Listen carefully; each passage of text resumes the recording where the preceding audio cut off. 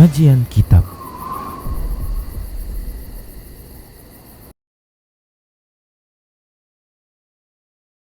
Assalamualaikum warahmatullahi wabarakatuh.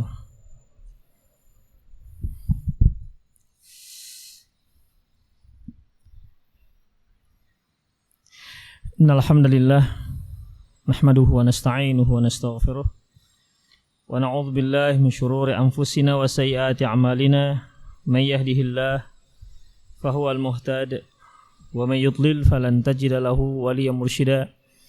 Asyhadu an la ilaha illallah wahdahu la syarika lah wa asyhadu anna Muhammadan 'abduhu wa rasuluhu alladzi la nabiyya ba'dah. Wa qala Allah subhanahu wa ta'ala ya ayyuhalladzina amanu taqullaha haqqa tuqatih wa la tamutunna illa wa antum muslimun. Ya ayyuhalladzina amanu taqullaha wa qulu qawlan sadida yuslih lakum a'malakum wa yaghfir lakum dhunubakum wa may yuti'illaha wa rasulahu faqad faza fawzan 'azima. Ya ayyuhan nasu taqu rabbakumul ladzi khalaqakum min nafsin wahidah wa khalaqa minha zawjaha wa batha minhuma rijalan katsiran wa nisaa'a wattaqullaha alladzi tasaaluna bihi wal arham innallaha kana 'alaikum raqiba. Amma ba'du, inastaqal hadithi kitabullah wa khairal hadi hadi Muhammad sallallahu alaihi wasallam wa syarrul umur muhdatsatuha wa kullu muhdatsatin bid'ah wa kullu bid'atin dhalalah wa kullu dhalalatin finnar. Ikhwafiddin rahimanallahu wa iyyakum. Kita masih di bab jarus saleh, bab tetangga yang soleh. An-Nafi' bin Abdul Harith, An-Nafi' bin Abdul Harith dari Nafi' bin Abdul Harith, anin Nabi sallallahu alaihi wasallam, dari Nabi sallallahu alaihi wasallam qala, beliau mengatakan, min sa'adatil mar'il muslim, di antara kebahagiaan, kesejahteraan seorang muslim, al-maskanul wasi', yaitu tempat yang luas, wal jarus salih, tetangga yang soleh, tetangga yang baik, wal markabul hani, dan kendaraan yang enak dikendarai. Kita telah bahas secara panjang lebar masalah ini. Maskanul wasi' terkait dengan tempat yang luas, dikarenakan tempat ini, dengan luasnya tempat tersebut, mudah bagi kita untuk menutup aurat kita, terutama menutup aurat putri ataupun istri kita dengan menata tatanan yang bagus sehingga tidak mudah terlihat orang seisi rumah. Karena memang Allah juga menyebutkan dalam Al-Quran, inna buyutana aurah, sesungguhnya rumah kami adalah aurat.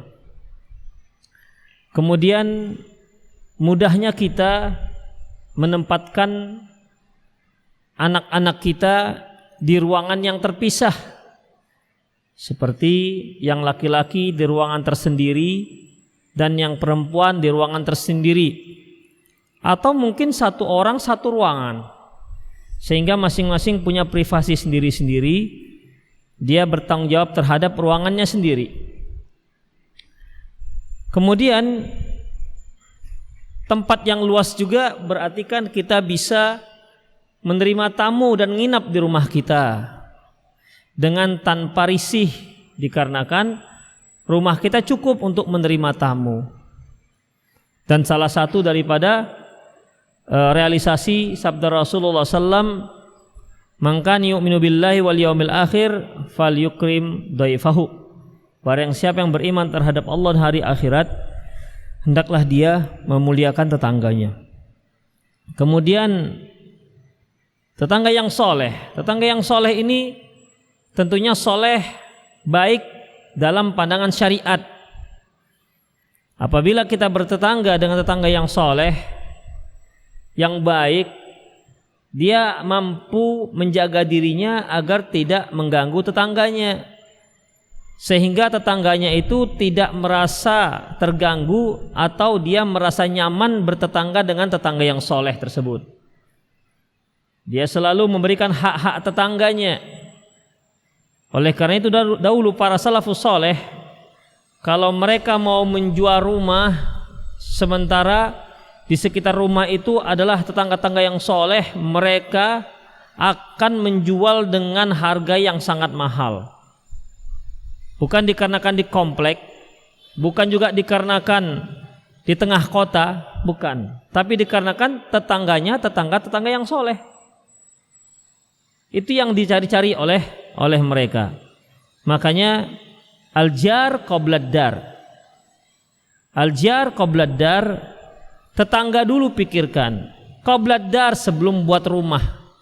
Karena kalau rumah kita luas, tetangganya enggak soleh, tetangganya orang-orang durjana, suka berbuat maksiat, tentunya ini sangat mengkhawatirkan.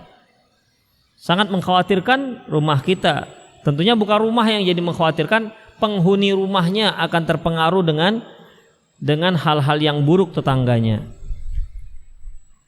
Markabul hani, kendaraan yang enak dikendarai, ini juga salah satu kesejahteraan, kebahagiaan seorang muslim, di mana setiap kali mengendarainya dia dengan mudah sampai ke tempat tujuan tanpa ada kendala, tanpa ada mogok, dan tanpa ada hal-hal yang berarti, sehingga dengan tenang dia bisa sampai ke tempat tujuannya. Apalagi tujuannya syar'i, seperti berkunjung ke tempat orang tua, atau dia pergi untuk bersilaturahmi, atau dia pergi untuk mengaji misalnya. Jika kendaraannya kendaraan yang buruk, maksudnya pergi mengaji, nanti malah nggak sampai ke pengajian, dia ngajinya di bengkel akhirnya. Kenapa? Karena kendaraannya mogok. Dikendarain 7 kali, 6 kali mogok. Otomatis orang yang berkendaraan seperti ini, dia menjadi was-was. Setiap kali mau mengendarai, dia was-was, ini mogok nggak ya, mogok nggak ya, mogok, betul mogok. Jadi yang seperti ini membuat kita menjadi tidak tenang. Coba kita tenang, artinya kita yakin ini nggak mogok. Kita bisa berpikir ke yang lain, ya, kita bisa berpikir ke yang lain. Berpikir nanti apa yang mau saya buat, atau kita zikir, atau sambil baca Quran, berkendaraan sambil berbaca Quran. Tapi coba kita was-was. Misalnya masih 1 kilometer sudah mulai bunyi, sek, sek, sek, sek, sek. Kita was-was, ini bunyi apa ini? Jangan sampai tempat mesinnya udah nggak ada, jatuh misalnya. Tentu ini membuat kita menjadi sibuk jadinya. Ya, menjadi kita sibuk. Tapi kendaraan yang bagus, ya, kita tenang, kita yakin 99% sampai ke tempat tujuan insyaallah. Sehingga kita bisa, kalau kita bawa istri, kita bisa bercengkerama dengan istri, ngobrol, ya kan? Tapi coba kalau kendaraannya digas nggak mau lari, diturunkan gas mau mati, apa yang harus kita bicarakan lagi dengan istri? Yang seharusnya bisa bermesraan, gimana dek, kita nanti pulang ngaji makan kemana? Akhirnya apa? Sebengkel nggak dia? Entahlah bang, punya abang lah itu. Akhirnya ikhwatiddin nggak enak berkendaraan seperti itu. Makanya ikhwah, pilihlah kendaraan itu kendaraan yang penting itu enak dikendarain, bukan barunya, tapi nyaman kita berkendaraan, ya, nyaman kita berkendaraan. Apalagi kalau kendaraan kita ini bagus, baru, mahal, ngajain orang untuk pergi ngaji, masya Allah, ini itu berlipat-lipat ganda pahalanya. Demikian yang telah kita bahas. Ikhwati fiddin rahimani Allah wa iyyakum. Dalam riwayat yang lain ada 4, tidak hanya 3. Ini kan 3 nih. Maskan wasi', jarus saleh, markabul hani. Rumah yang luas, tetangga yang soleh, dan kendaraan yang enak dikendarain. Dalam hadis yang lain tambah 1 lagi, yaitu mar'atus solehah. Baik. Arba'un minas sa'adah. Ada 4 hal yang menjadi kebahagiaan seorang muslim. Yang pertama sekali, mar'atus solehah, Kalau tadi kan yang pertama disebutkan rumah yang luas, yang kedua tetangga yang baik, yang ketiga kendaraan. Di riwayat yang ada 4 hal ditambah almar'atus solehah, yaitu wanita yang solehah. Itu yang pertama. Artinya yang paling membuat seorang laki-laki itu bahagia adalah seorang istri yang solehah, tidak ada yang lain. Bagaimana mungkin dia merasa bahagia dengan rumah yang sangat luas, tapi istrinya selalu membuat galau hatinya, selalu membuat dia menjadi membuat pikiran, selalu membuat pertengkaran, enggak dengan suaminya, enggak dengan tetangganya. Atau istrinya enggak pandai mengurus rumah. Rumah, Masya Allah, kamarnya 12. Tapi istrinya enggak pandai nyapu. Ruang tamu aja enggak bisa disapunya. Disapu sih. Ada yang kena, ada yang enggak. Nampak itu cewek-cewek yang enggak pandai enggak pandai nyapu, enggak rata sapunya. Nampak ya Khafiddin. Ketika kita jalan loh, ini kok ada satu terasa debu, yang satu lagi enggak.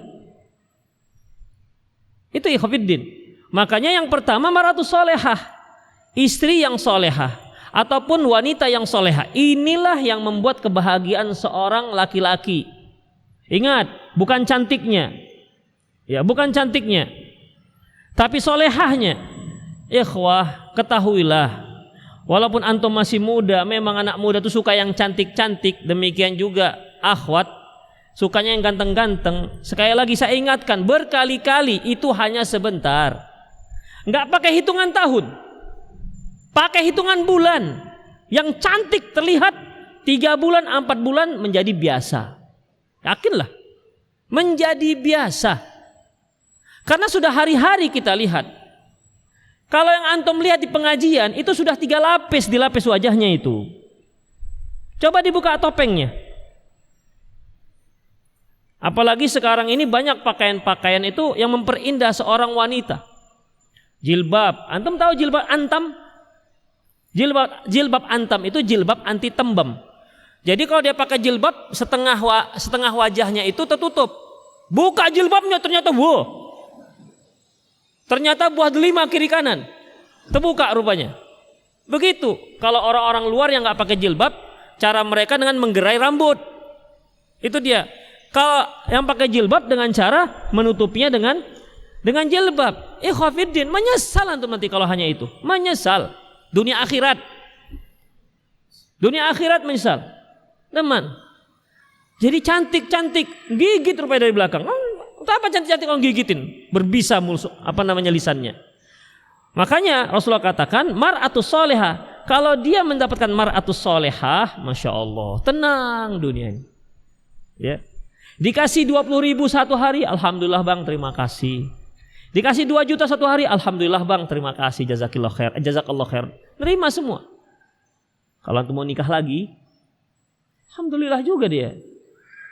Benar, tentunya ada alasan yang jelas lah. Ya, ada alasan yang jelas. Jadi Khafiddin rahimani Allah wa iyyakum, dalam masalah ini tuh mar'atus solehah. Rasulullah menyebutkan, apabila engkau lihat menyenangkan matamu, senang kita melihatnya. Ya, senang kita melihatnya. Wanita yang cantik sebagaimanapun, kalau dia dalam keadaan cemburut, hilang cantiknya. Lesung pipinya, walaupun saking cantiknya lesung pipinya 3, sini satu misalnya. Saking cantiknya itu, kalau dia lagi cemberut, tidak ada cantiknya. Apalagi kalau dia merajuk. Tapi kalau wanita yang solehah, ya walaupun warnanya brown coffee misalnya kan, tapi ketika bertemu dengan kita, dia tersenyum, Masya Allah, sejuk hati ini. Pokoknya tuh nggak tahu lah itu. Itu ya Khafiddin. Iya, susah untuk diungkapkan masalahnya. Hanya bisa dirasakan. Untayan kata itu keluh untuk dikeluarkan. Kalau kita bicara masalah wanita yang soleha ini, dia hanya bisa dirasakan. Antum akan terbang ketika mendapatkan seorang wanita yang soleha. Terbang tapi nggak lupa daratan. Itu ya Khafiddin. Dia bagaikan pelangi. bangkai pelangi. Dia indah, berwarna-warni, tapi ingat, ujung-ujungnya tetap berada di bumi. Namun dia sangat tinggi di lengkungan terakhir. Itu Allah pokoknya. Enggak tahu lah lagi dah. Ikhwati fillah rahimani Allah wa iyyakum. Mar'atus salihah, ya. Kalau dilihat senang hati kita. Kalau diperintahkan dia taat. Itu dia. Asalkan jangan diperintah untuk maksiat, enggak mau dia. Tapi perintah apapun dia akan taat. Makanya kita juga sebagai suami menyuruh wanita yang soleha ini yang wajar lah. Ya, Dek, sapulah rumah Dek, insyaallah Bang, aman begitu kan. Tapi jangan Dek, bocor Dek genteng kita Dek. Kasihan lah, ya. Itu dia, itu wanita yang solehah. Kalau kamu suruh dia taat. Makanya bagi seorang wanita yang paling berat itu sebenarnya taat kepada suami.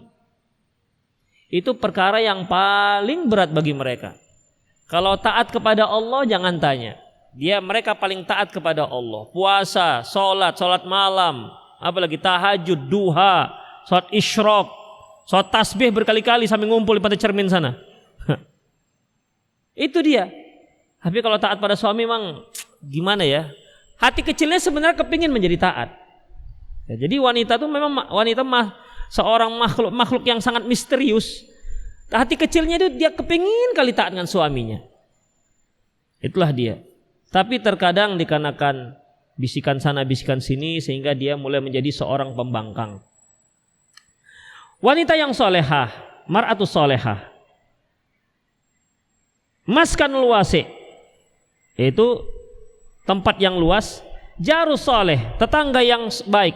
Tetangga yang soleh senang kita, tapi gak akan terasa tetangga itu menjadi soleh. Kita gak terasa nyamannya kalau istri kita gak beres. Gimana mau beres, gimana mau nyaman, rumah aja gak beres, gimana mau tetangga yang baik. Gak kita rasakan itu.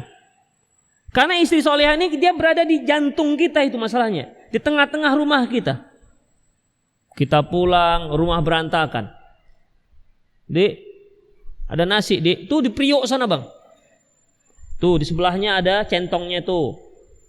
Di bagian bawah itu ada gulai. Abang panaskanlah kalau kepingin banget. Jadi, waduh, ini kalau dapat istri seperti ini, menurut antum diapain ini? Diapain cocoknya? Diganti? Dan cepat kali diganti.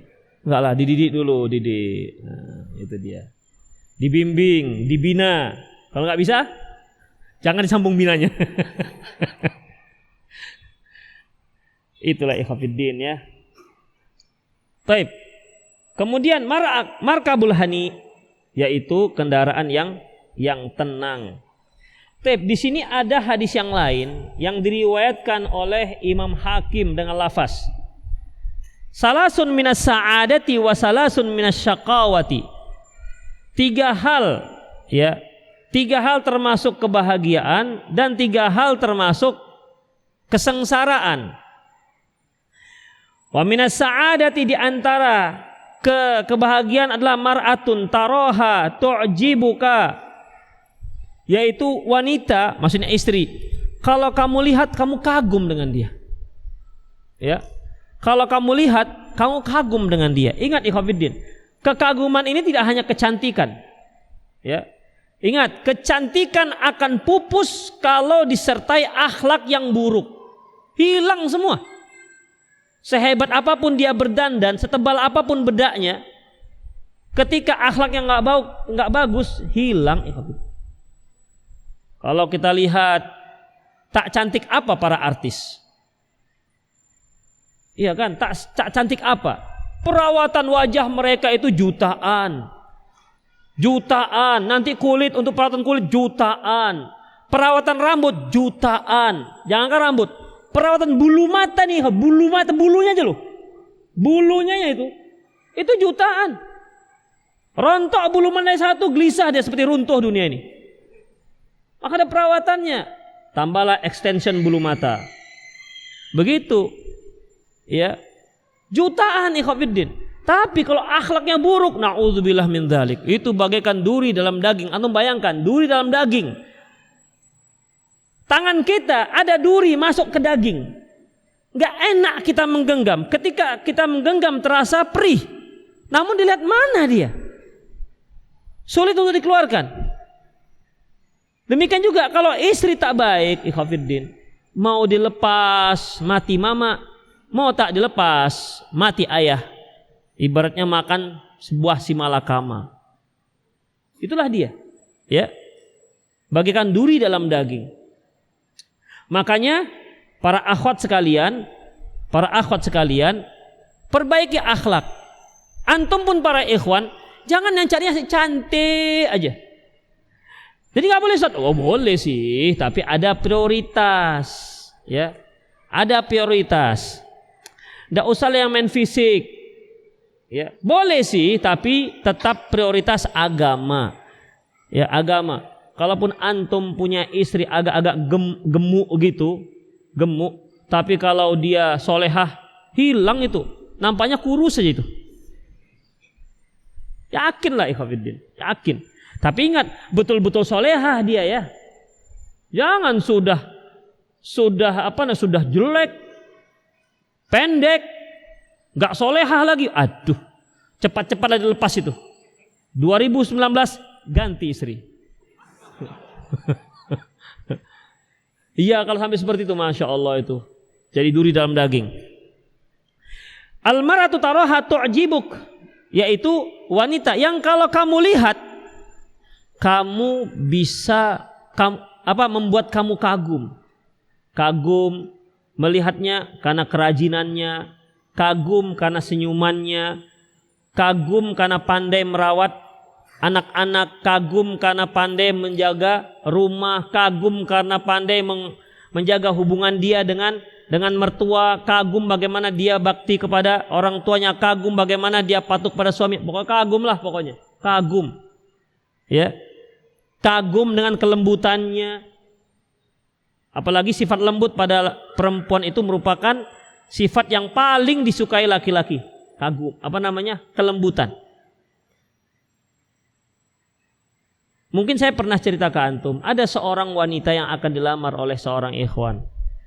Dia lihat, masya Allah, masalah cantik luar biasa, putih, bak dinding yang cat putih duku. Pokoknya putih lah, ya putihnya bukan putih mayat gitulah, putih ya putih merah merona gitulah mungkin ya. Begitu, itu belum ngomong dia. Ketika dia ngomong, ditanya siapa namanya Dik? Bang, namaku. Apa katanya? Ustadz, seketika hilang kecantikan. Karena apa? Dengan suaranya bagaikan halilintar, dengan suara yang begitu kuat. Itulah dia ikhwatiddin, ya. Makanya nggak ada seorang pun suami yang mengatakan ketika istrinya berteriak-teriak, masya Allah Dik, semenjak suara kamu semakin keras itu Dik, semakin cinta Bang Dik. Nggak pernah itu. Gak pernah dalam sejarahnya, ya, gak pernah. Jadi dalam masalah ini, ikhwatiddin, ya, ikhwatiddin, jangan main fisik. Karena masalahnya kalau hanya itu yang kita andalkan, kita akan menyesal nantinya, akan menyesal. Kemudian apa lagi? Taghibu,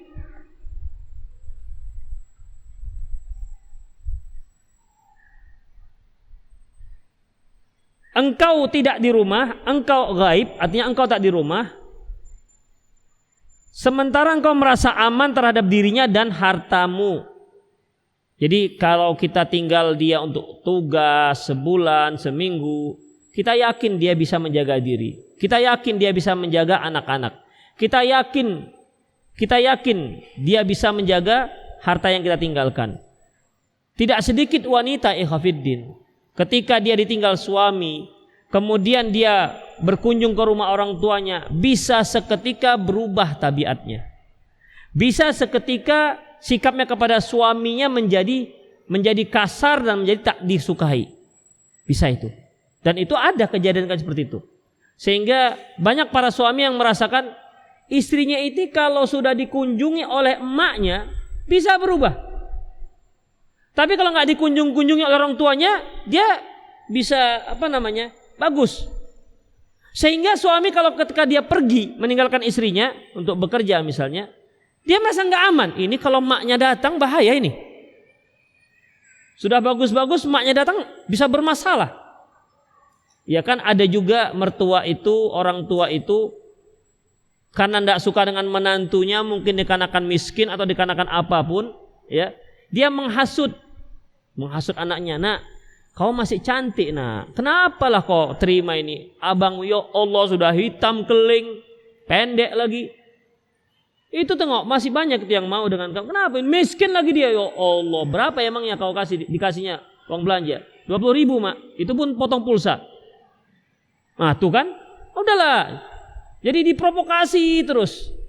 Apabila dia seorang yang solehah, dia akan jawab itu provokasi daripada ibunya. Enggak apa-apa, mak. Dia sudah menjadi suami saya. Dia adalah surgaku dan nerakaku. Masya Allah. Kita kan kalau begitu, Masya Allah. Kalau kita buat CCTV, menangkap suara perbincangan, wah, tenang hati kita. Sama seperti Umar bin Khattab radhiyallahu an. Ketika dia keliling ronda, kemudian melintasi sebuah rumah. Ternyata seorang gadis dan dengan emaknya sedang berbincang-bincang masalah susu. Apa kata emaknya? Nak, sudahlah, campur aja tuh susu dengan air supaya kita banyak untung. Kata si anak gadis, anaknya dilarang mak, dilarang oleh Amir bin Umar. Loh, Umar kan nggak ada sekarang, Umar kan nggak tahu. Kalau Umar nggak tahu kan Allah tahu, Tuhannya Umar kan tahu. Ini satu hal ikhwatiddin yang jarang-jarang terjadi. Jadi dia itu bukan takut kepada peraturan Umar, tapi takut kepada Allah Subhanahu wa taala. Menunjukkan amanahnya. Pulang Umar bin Khattab, dicarinya anaknya, ya, anak lajangnya dicarinya, kemudian siapa? Hisham siapa namanya? Kemudian disuruhnya, kau pinang dulu itu, kau pinang. Ini luar biasa, seorang gadis yang luar biasa. Dari keturunan mereka inilah muncul Umar bin Abdul Aziz. Ya, dari keturunan mereka inilah muncul Umar bin Abdul Aziz yang sangat terkenal, khalifah yang sangat terkenal. Itulah ikhwatiddin. Jadi wanita yang soleha itu aman kalau kita tinggal, ya, aman kalau kita tinggal. Kita nggak merasa risih, nggak merasa risau. Ini kalau saya tinggal gimana sih? Kemudian, wadabatu takunu wati'atun fatalhaquka bi ashabik. Yang kedua yaitu kendaraan yang mantap dan dia bisa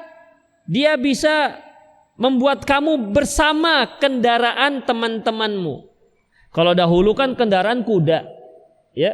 Jadi kalau mereka berpacu, kalau kuda kita kuda yang buruk, berpacu selalu ketinggalan. Betul, selalu ketinggalan. Tapi kalau kuda yang bagus, kendaraan bagus, dia ikut bisa bersaing, bisa ikut derap langkah kuda-kuda yang lain. Nah, itu dia. Ya, jadi tetap beriring dan bersamaan. Ya, kalau dia kendaraan kita naik touring misalnya, naik sepeda motor. Kawan kita sudah sampai Siantar, dia masih mana? Serampah. Itu yang mana? Copot knalpotnya, berhenti lagi. Itu yang mana? Habis olinya, bocor mesinnya, packingnya. Ente di mana? Ada saja masalahnya. Kan kita yang kesal dengan kendaraan. Makanya kendaraan bagus itu kalau kita dengan yang lain bisa bareng. Wah, begitu bisa bareng. Kalau sepeda, sip, lepas saja rantainya.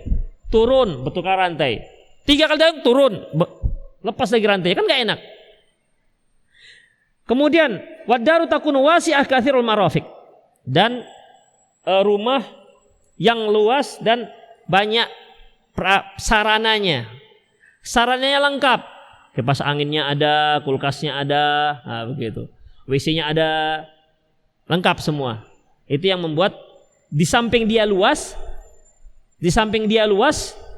dia juga memiliki sarana yang lengkap. Luas rumahnya, WC-nya tak ada. Mana WC-nya? Di sungai. Kan gak enak kan? Jadi kalau kita mules perginya ke sungai. Kan gak enak. Padahal luas. Berapa rumahmu? Luas. Berapa? 30 kali 20 macam masjid udah.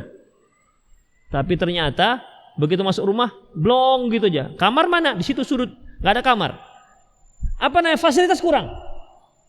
Ya. Jadi ikhwatiddin, di samping luas akan lebih membuat kita menjadi nyaman. Apa itu? Fasilitasnya lengkap. Itu dia. Fasilitas lengkap. Lengkap di sini nggak harus banyak. Misalnya nih, kita punya sendok. Berapa butuhnya sendok? Selusin sudah cukup. Nggak perlu kita sendok disediakan berapa? Sendok disediakan 13 lusin. Mau ngapain? Mau pesta? Atau mau disewa-sewakan? Kan nggak perlunya. Piring berapa? Berapa piring? Anggota rumah tangga berapa? Anggota rumah tangga 5. Sudah punya piring 12. Kan nggak perlu kita beli piring sampai 250 piring. Mau diapain?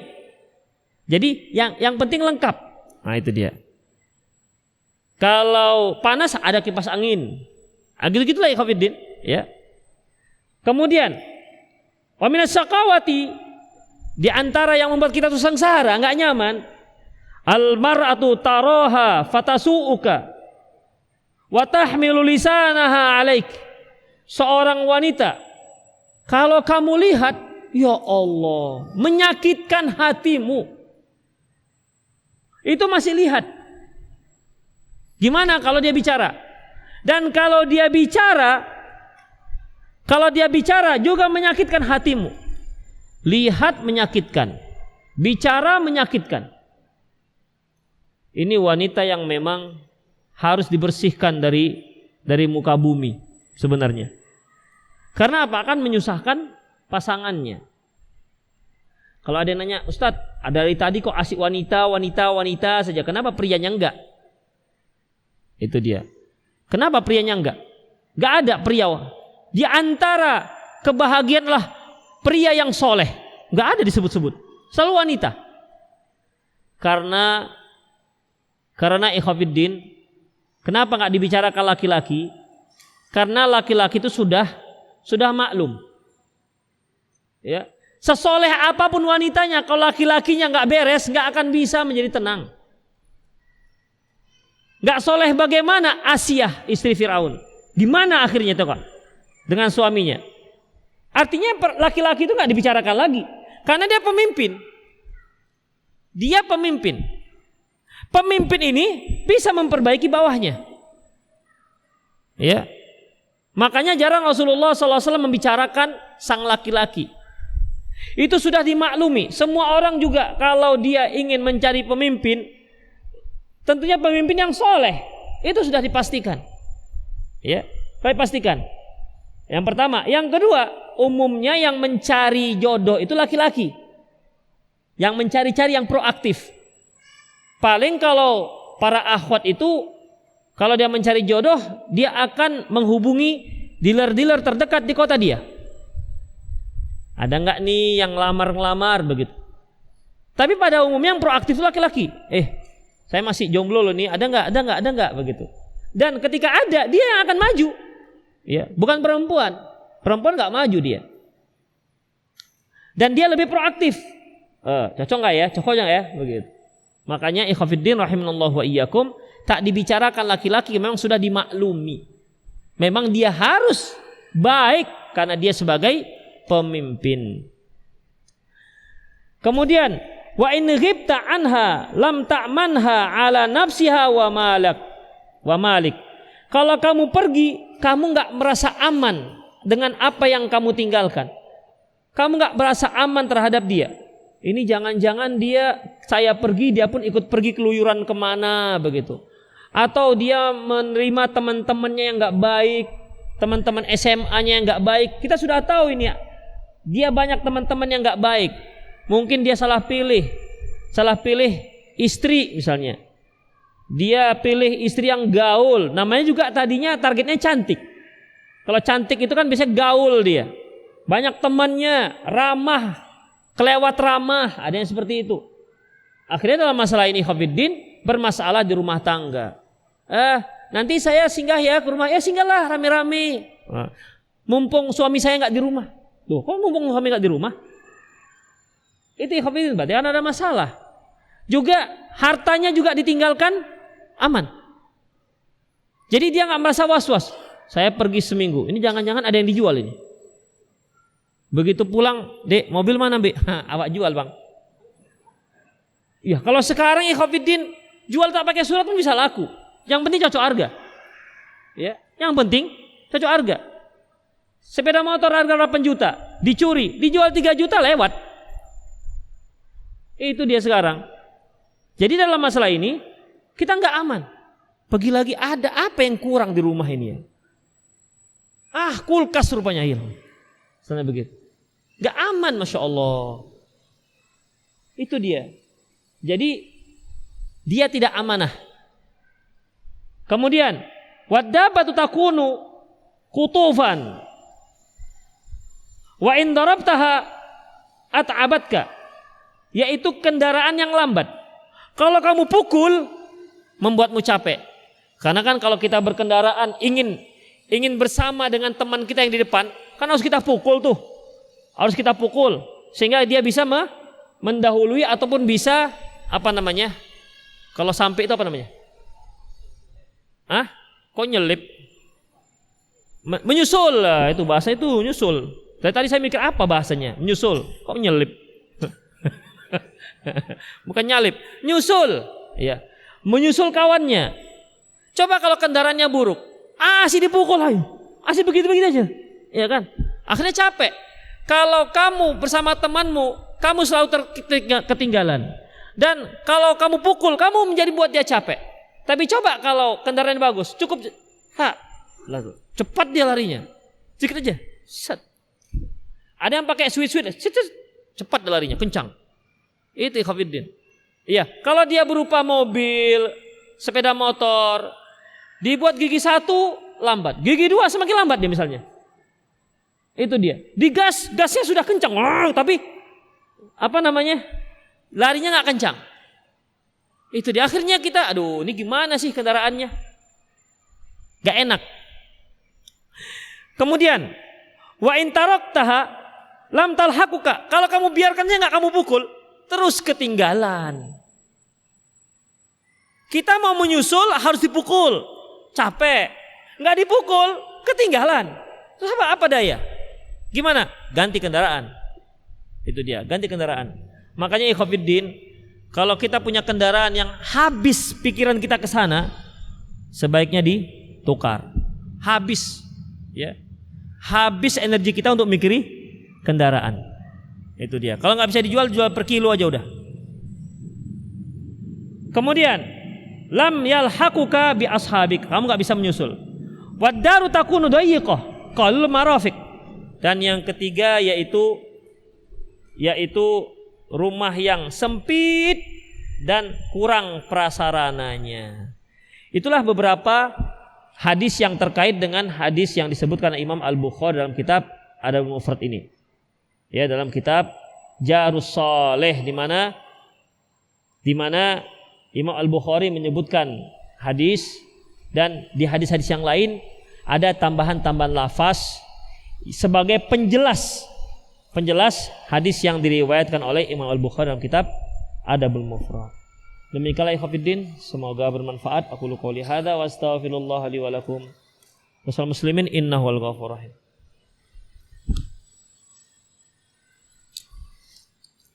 Antum yang bertanya silahkan, tapi tolong kalau bertanya pakai tulisan agak digede-gedekan tulisannya. Saya lupa nih bawa kacamata. Agak dibesar-besarkan tulisannya.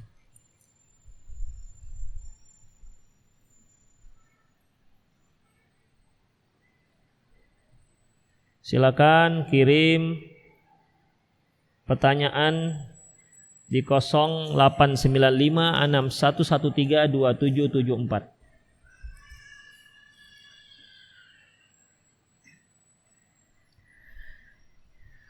Ustadz, mohon nasihatnya untuk ana dan ikhwan lain yang masih suka chattingan dengan akhwat tanpa niat ta'arufan. Chattingan dengan akhwat selama ada kepentingannya, silahkan, dan tidak ada niat-niat yang lain. Misalnya ini, antum punya hubungan bisnis, si akhwat yang buat kue Antum sebagai pedagangnya, distributor, silakan. Dek, tolong ya kirim apem 16, tahu isi 13, apalagi kan mau raya ini, ya kan, mau raya. Tahu isi 13, kue dadar 20. Kan chattingan juga namanya. Tapi kalau dek, kue dadar 20, tahu isi 30, adek cantik deh. Nah, itu untuk apa ujungnya? Ujungnya itu untuk apa? Ya. Yang bermasalah itu ujungnya, bukan kue dadarnya.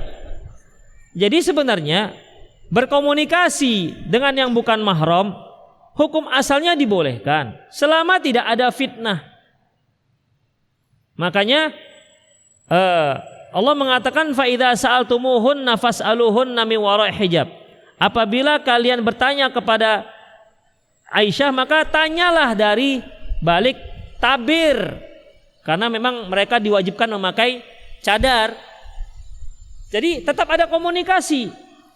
Ya, seperti ibu kita Aisyah radhiyallahu anha, itu kan orang jenius ikhwatiddin. Hukum-hukum fikih ada pada dirinya. Apalagi yang terkait dengan rumah tangga, dia tahu, masya Allah. Yaitu wanita terbanyak dalam meriwayatkan hadis. Taib, hadis yang demikian ribuan, kalau nggak diriwayatkan, terus siapa yang akan meriwayatkan? Dan kebanyakan yang meriwayatkan dari Aisyah ya laki-laki. Laki-laki. Para tabi'innya laki-laki. Itu dia. Jadi silahkan selama ada kepentingan dan jangan macam-macam. Ya. Jangan macam-macam. Dan kalau antum ditanya satu masalah, jangan sok-sok pandai gitu loh kira-kira. Ini kadang-kadang ikhwan ini ditanya satu masalah, "Bang, ini maksudnya apa sih, Bang?" Kalah pula dia Syalbani. Rasanya macam dia loh, ya, dia ingin eksis, memperlihatkan saya ini bukan kaleng-kaleng, saya juga tahu nih masalah ini. Wow, Masya Allah. Padahal dia bukan banyak ngetik, copas, tapi nggak dikasih tahu linknya. Menurut saya ya dek, dia kopas dari yang lain. Itu plagiat namanya, nggak dibolehkan. Jadi intinya ikhwatiddin, apalagi jomblo-jomblo ini, hati-hatilah kalau berkomunikasi. Ya, hati-hati kalau berkomunikasi, apalagi kalau sampai tatap-tatapan mata. Kalau sudah tatap-tatapan mata, itu hati akan berbicara. Pertama, komputernya akan memberikan input kameranya, di scan, street, dalam hatinya, ini jelek, gitu. Iya kan? Itu dia juga begitu, di scan dengan dia wajahnya, pesek. Begitu, nggak bisa gitu. Jadi itu akan terjadi, ya, akan terjadi. Makanya ya hati-hati. Jadi chattingan itu tidak hanya untuk ta'arufan. Kalaupun ta'arufan juga enggak, chattingannya juga enggak chattingan yang lebay begitu. Assalamualaikum, Dek. Misalnya sudah ta'aruf, sudah cocok, kedua orang tua cocok. Dek, sudah sarapan? Udah, Bang. Pakai apa? Telur goreng, dadar apa omelet? Omelet apa, Bang? Itulah kok. Misal begitu. Akhirnya bahas masalah omelet. Jadi ikhwatiddin, ya yang jelas-jelas saja, ya, gitu. Apakah syariat, hakikat, tarikat, makrifat, khurafat ada diajarkan oleh Rasulullah? Syariat ada. Hakikat itu ada pada fikih ada. Seperti hakikat lugawi, hakikat lafzi, hakikat urfi. Ada. Tarikat itu bahasa Arab artinya cara. Kalau yang dipelajari tarekat tata cara ibadah yang ada dalilnya nggak ada masalah. Ini tarekat Rasulullah Sallallahu Alaihi Wasallam, gitu. Jadi bukan tarekat tata cara ibadah, tata cara zikir yang tidak ada dasarnya. Ini yang nggak dibolehkan. Kalau yang dimaksud tarekat itu ikhwatiddin dari torikun. Torik itu kata lainnya sunnah. As-sunnatu huwa tariqah. Sunnah itu adalah tariqah. Makanya man sanna sunnatan hasanatan falahu ajruhu wa ajru man amila biha. Barang siapa yang mengajarkan yang baik, sunnah yang baik, tarikat yang baik, artinya tata cara yang baik, apa saja yang baik, maka dia mendapatkan pahalanya dan pahala orang yang menirunya. Wa man sanna sunnatan sayyi'atan, barang siapa yang mengajarkan cara yang buruk, artinya sesuatu yang buruk, fa alaihi wizruha wa wizru man amila biha, dan dia mendapat dosa dan dosa orang yang mengamalkannya. Ma'rifat ini adalah pengetahuan. Jadi kalau syariat hakikat tarikat ma'rifat ini disesuaikan sunnah Rasulullah SAW, boleh, nggak ada masalah. Tapi kalau ini istilahnya orang-orang tasawuf, tarikat itu adalah tata cara zikir yang didapatkan oleh syekhnya melalui mimpi misalnya. Misalnya dia baca la ilaha illallah, dia mimpi dengan cara goyang-goyang misalnya. La ilaha illallah, la ilaha illallah, la, misalnya begitu. Dia dapat dalam mimpi. Atau dengan cara pegangan tangan. La ilaha illallah, la ilaha. Tadinya lebar, lama-lama sempit ke depan semua. Ada yang caranya lain, yaitu dengan lompat-lompat. Ada yang lebih mantap lagi. Gini. La astagfirullah. Ikhwafiddin, itu dari mana datangnya? Ya, dari mimpi. Mimpi nggak bisa jadikan syariat. Loh, kan ada para sahabat mimpi. Mimpi sahabat itu langsung ditetapkan oleh Rasulullah menjadi sebuah sunnah. Nabi Ibrahim kan mimpi, ya dia kan nabi. Mimpi dia itu adalah wahyu. Kalau kita mimpinya permainan setan. Jadi hati-hati. Ada lagi ucapan-ucapan salawat khusus yang diriwayatkan melalui mimpi. Ini nggak benar, ikhwafiddin, ya. Dan yang seperti ini, tarekat ma'rifat ini akhirnya mengklasifikasikan syariat itu menjadi Islamnya dua. Kalau syariat itu kulit-kulit, tapi yang hakikatnya adalah inti. Makanya orang-orang tarekat ini sering mereka kalau kita belajar wudu, kita belajar sholat, mereka belajar kulit-kulitnya aja. Gak tahu mereka hakikat sholat itu apa. Gak tahu mereka apa itu hakikat sholat. Jadi bagi mereka hakikat sholat itu bukan yang ibadah khusus yang dimulai dari takbir dan di akhir yang salam, bukan itu. Makanya mereka ini belajar kulit-kulitnya aja. Gak tahu apa intinya. Akhirnya menyepelekan.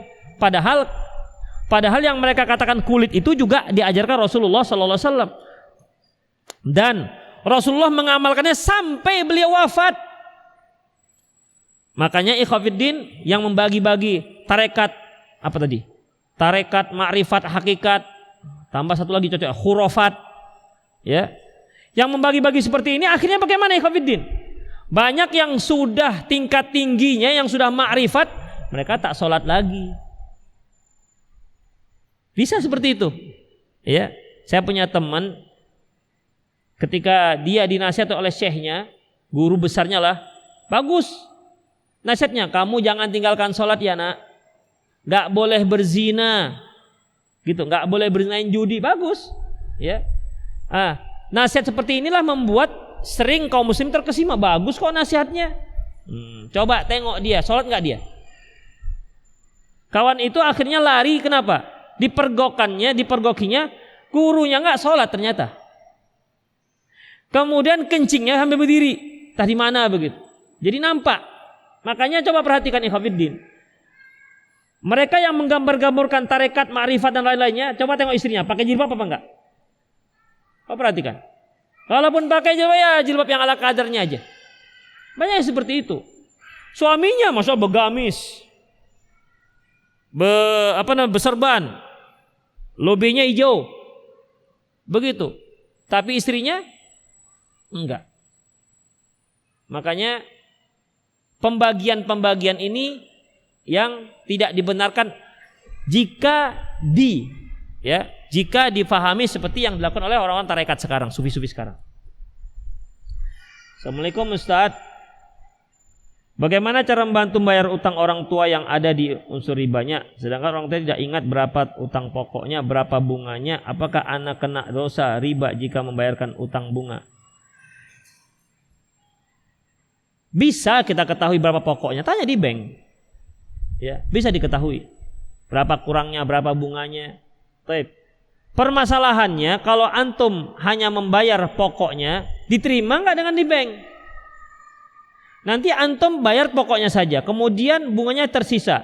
Ayah antum masih dikejar-kejar orang bank karena dianggap belum melunaskan hutang. Bagi mereka, hutang yang lunas itu hutang pokok campur ditambah dengan ribanya, baru dikatakan lunas. Itu dia. Jadi bagaimana Ustaz? Lunaskan semuanya supaya orang tua antum tenang. Nggak dikejar-kejar lagi oleh debt collector yang naik mobil Avanza itu sering. Kelompok apa tulisannya? Apa? Kelompok penagih apalah begitu. Itu dia ikhwatiddin. Ya, kalau membantu, enggak berdosa insyaallah. Ya.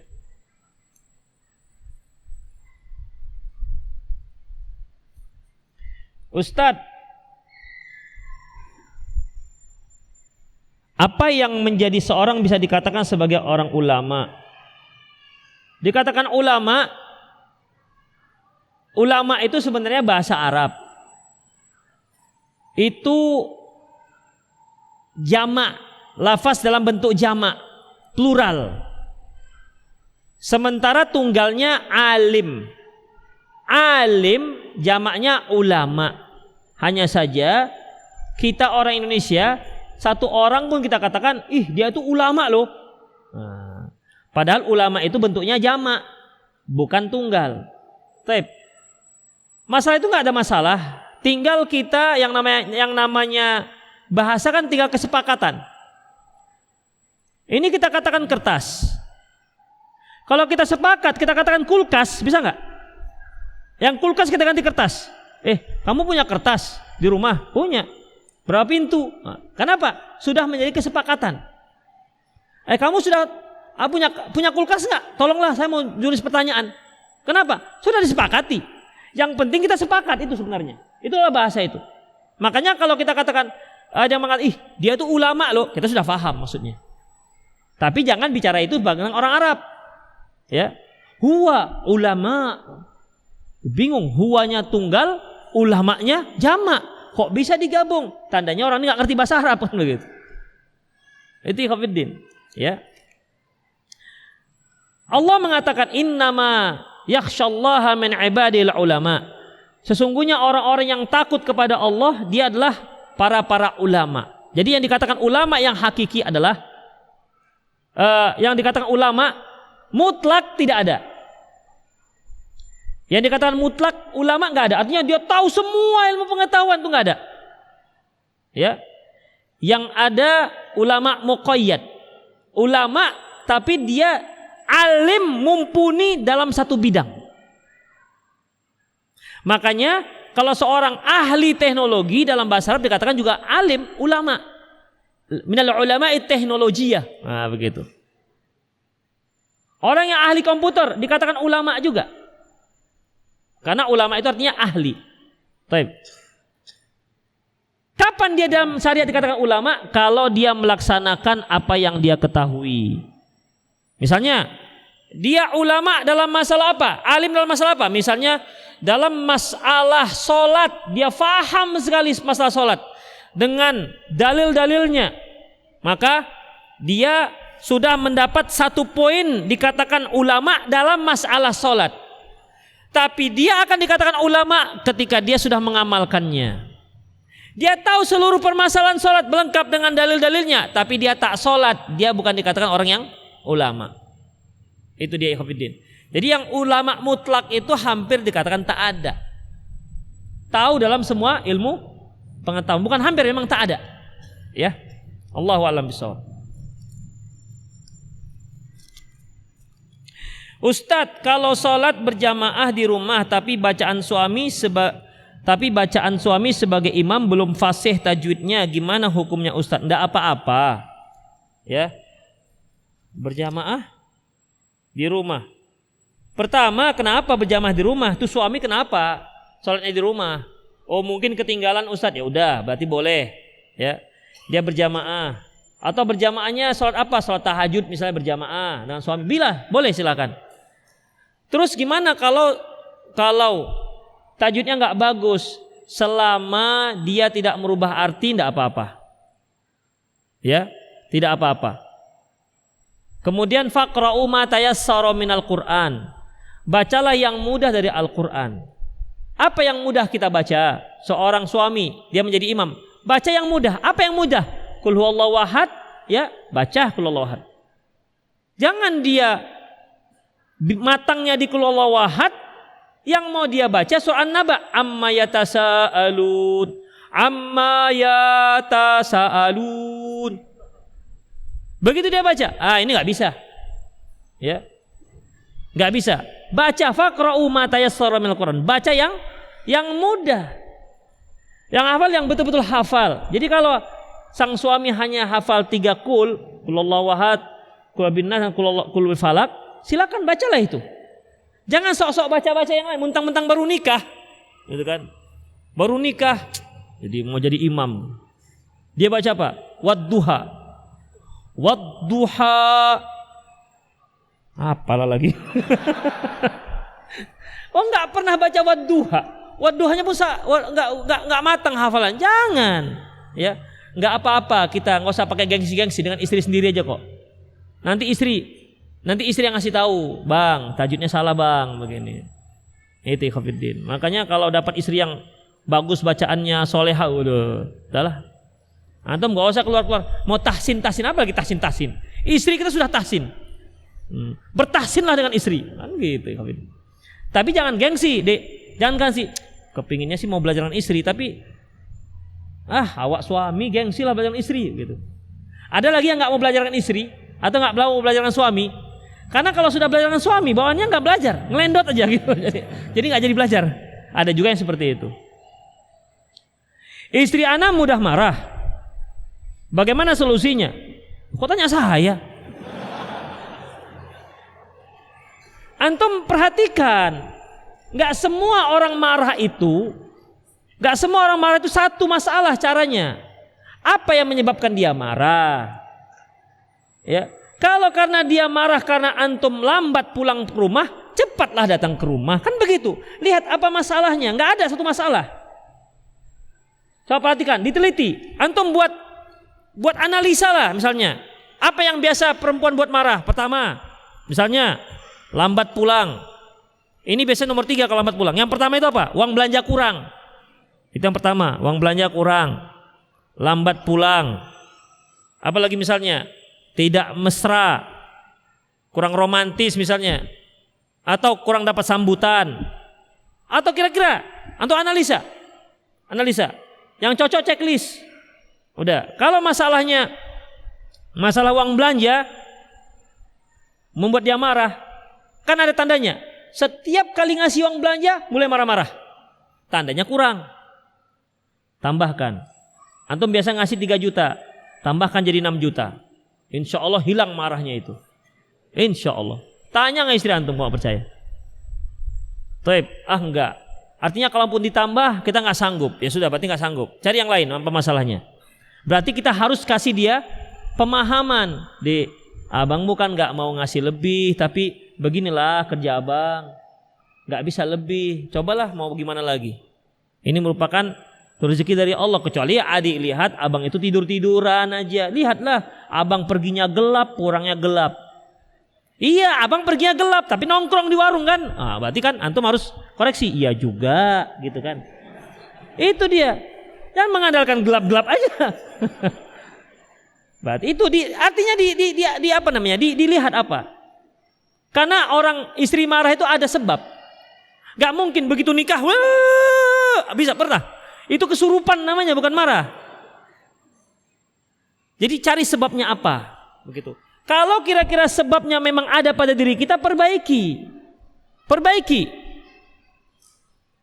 Misalnya ini, setiap kali pulang taklim marah. Analisa kenapa? Tanya dia, berkomunikasi, kenapa Dek? Kok setiap kali pulang taklim kamu marah-marah? Kenapa ya? Enggak apa-apa bang. Loh terus kok marah? Nantilah, jangan didesak waktu-waktu itu. Enggak boleh. Kita bertanya, harus hari itu jawabannya? Enggak. Nanti dia enggak menjawab, dia hanya nangis nanti. Udah biarkan saja. Besok pergi makan yuk Dek. Mana? Tanya dia di mana yang paling enak suka dia. Bangdut gimana? Bangdut. Misalnya begitu kan. Nah, itu dia ini bukan promosi. Jadi Khofiddin, apa dia suka ketika dia dalam keadaan nyaman? Tanya, ya. Sering para suami itu dia kalau bertanya minta jawaban dipaksa. Anak stres diginikan, istri juga stres. Kenapa kamu tadi begini? Nggak apa-apa bang. Nggak apa-apa gimana? Iya. Ya nggak apa-apa. Nggak apa-apa gimana? Ambil, nggak apa-apa. Jadi akhirnya nggak bisa jawab. Biarkan dia dalam keadaan nyaman. Demikian Khofiddin ya. Itu dia. Jadi nggak bisa dijawab dengan satu jawaban.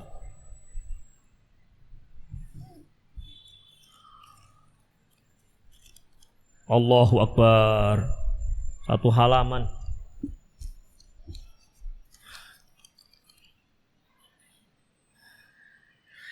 Zakat fitrah 2,5 kilo atau 2,7 kilo sesuai sunnah atau Khofiddin, zakat itu satu sok. Ya. Satu sok itu 4 mud. 1, 2, 3. Karena dia takaran, makanya nggak bisa kita tetapkan.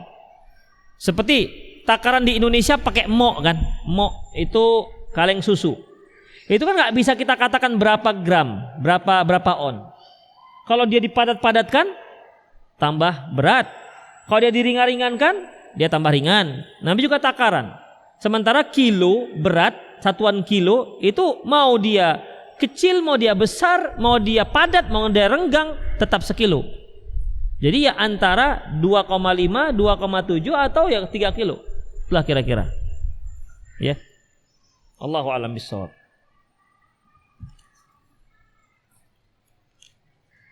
Apa sajakah kesalahan yang tidak sesuai dengan sunnah yang biasa dilakukan dalam saat tarawih di masyarakat umum?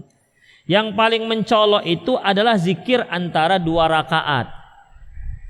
Setelah 2 rakaat salam, Subhana malikil ma'bud, Subhana malikil mawjud, Subhun kudus wa warahmul malaikatu, la ilaha illallah wa la syarika lahul mulku wal hamdu wa yu'mid. As-salatu tarawih rahimakumullah. Artinya, as-salatu la ilaha illallah.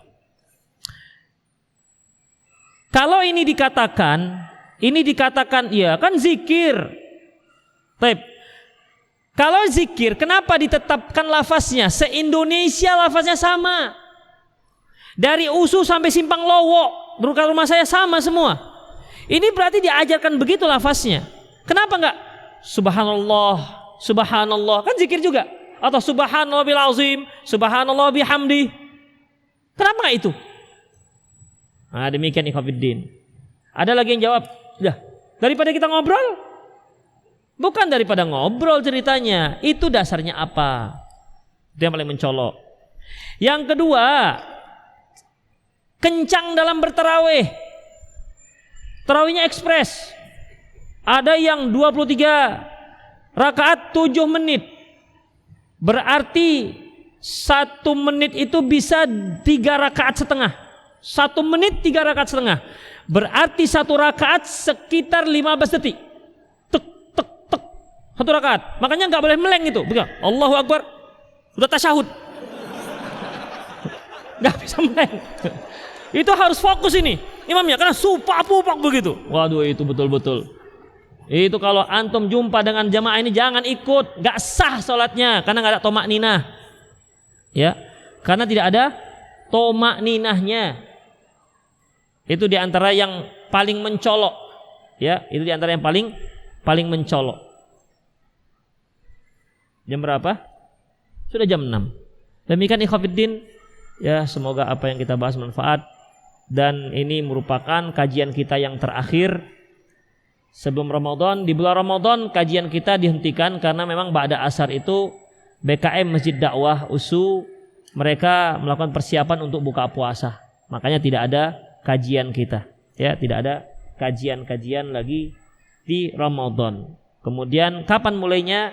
Ya tunggu saja pengumuman dari pihak panitia dari Rosyad TV, insyaallah. Demikian Khofiddin, rahimani Allah wa iyyakum. Namun kalau antum mau ada kajian, saya ada kajian di Masjid Khairuna Fauzi juga hari Sabtu, ba'da asar tapi bukan 4:30. Ba'da asar langsung di situ. Ya mungkin kajiannya kajian tematik lah, tidak kajian-kajian bersambung seperti ini. Bagi yang berminat, bagi nggak berminat ya mungkin mau buka puasa bersama keluarganya ya silakan. Demikian ikhwatiddin, aku qouli hadza wa astaghfirullah li wa lakum wal muslimin innahul ghafurur rahim. Subhanakallahumma wa bihamdik asyhadu an la ilaha illa anta astaghfiruka wa atubu ilaik. Wa akhiru da'wana alhamdulillahi rabbil alamin. Assalamualaikum warahmatullahi wabarakatuh.